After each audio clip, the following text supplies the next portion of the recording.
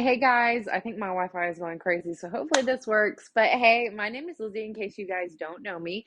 I am a plus size mom, 202 to some beautiful boys. I'm also like a plus size mom on a health journey, and I like to help people on their journey to better. And that includes a lot of different things. And one way is I want to help people on their personal brand journey, finding themselves, finding confidence within themselves to oh no, I got a baby that lost a passy. This is mom life. Like, this is actually part of a brand, and I might have to even bring the baby on the video. But I like to help people figure out their brand because I feel like I have really honed in on finding my brand, and this is important. Even if you do not care to build on social media, this is an important life skill. A lot of people think, oh, that's only for celebrities or like influencers or people who want to be on Facebook and like show their life. Like, that's not me. This finding your brand will help you find your life mission, will help you find your life purpose, will help you make more connections in your life. And so it's really, really important because your personal brand is basically your reputation. It's what people think of when they think of you. Are you a good person? Not only like the personal things that you do, the actions that you take, but what are the things that you're passionate about, right?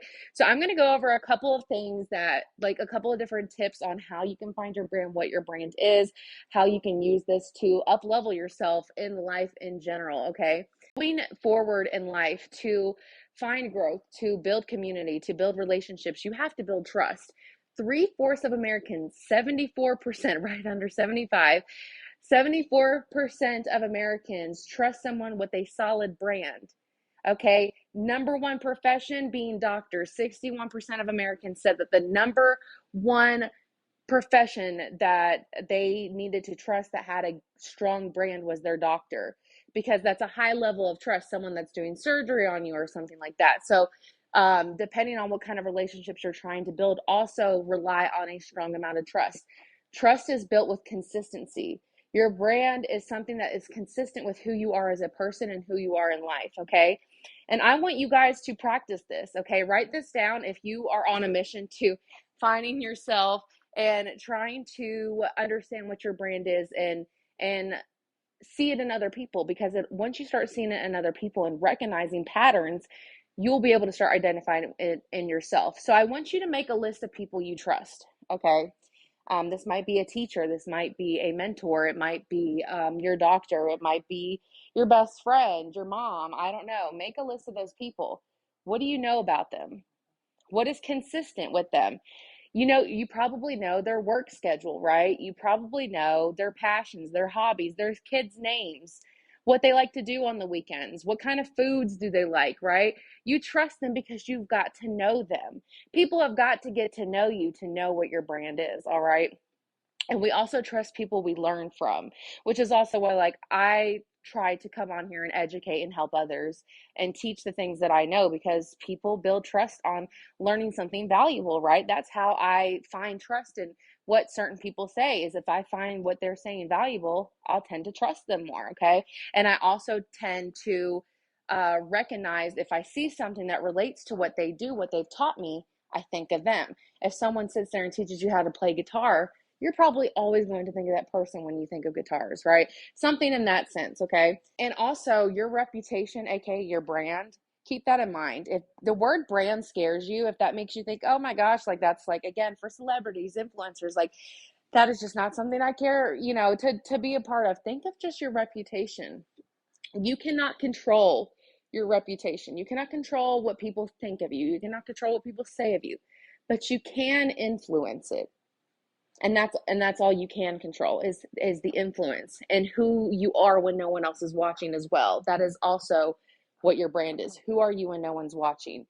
It's also not who you know. People used to say it's not what you know, it's who you know in this world, right? Well, especially in the digital age, but again, it's really about who knows you. It's really about who knows you. Because if you are wanting to gain trust, make sales, make connections, make these relationships, working one-on-one with people, they got to know who you are. They got to trust you. They want to spend money with you. Your reputation is always going to be more powerful than your revenue, than how much money you're making, how much money you're bringing in.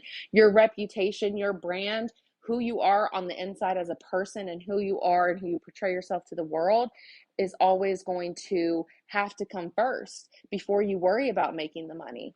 And that's where I'm at in my business, even, and I'm seeing growth, but I realize I've really got to work on servicing people, right?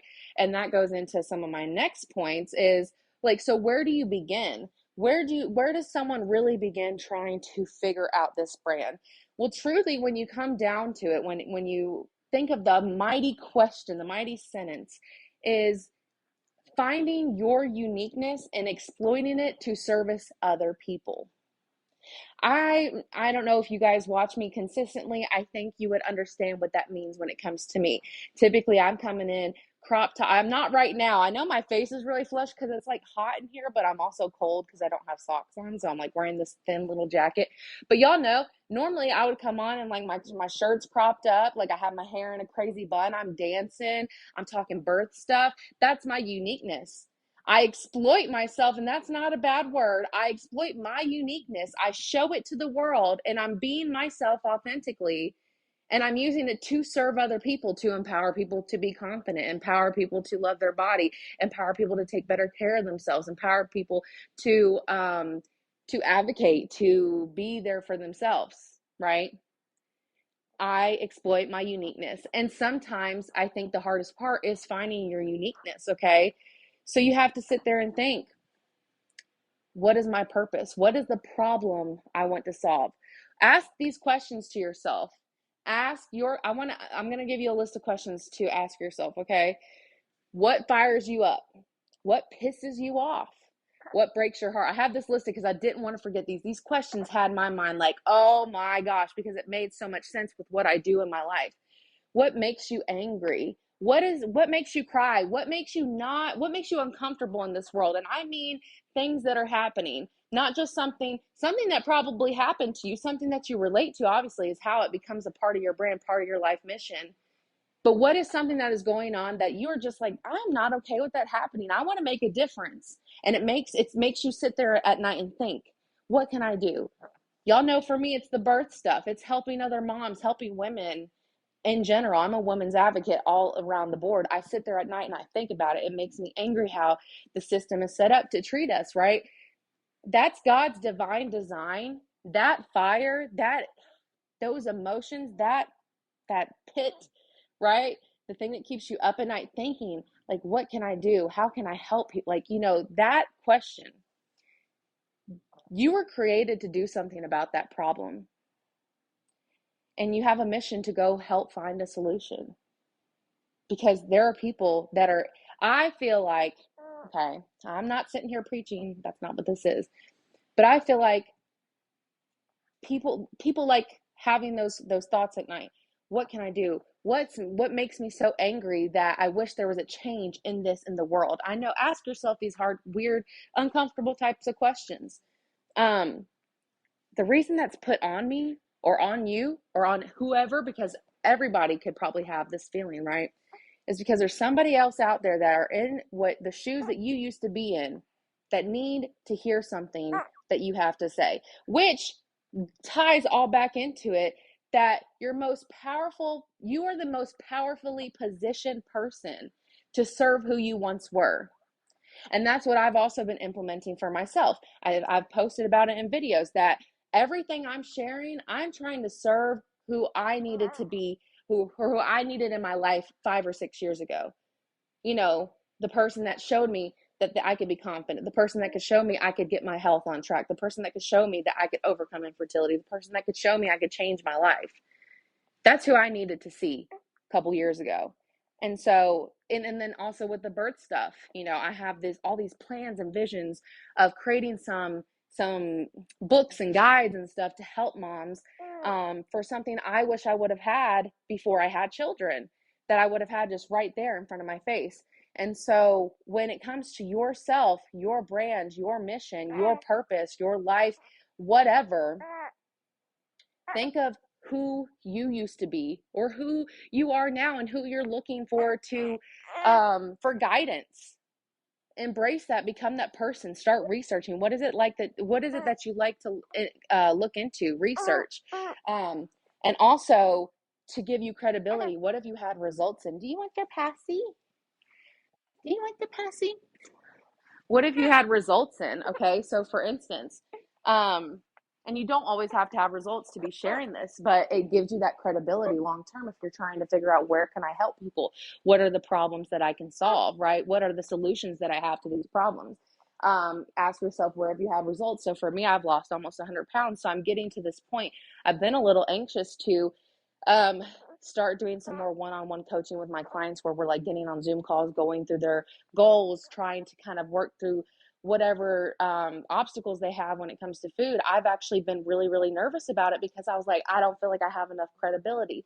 And now that I'm getting to almost 100 pounds, like I'm literally right there. I've been teetering all of the same pounds every, whatever. That's not the point of this video.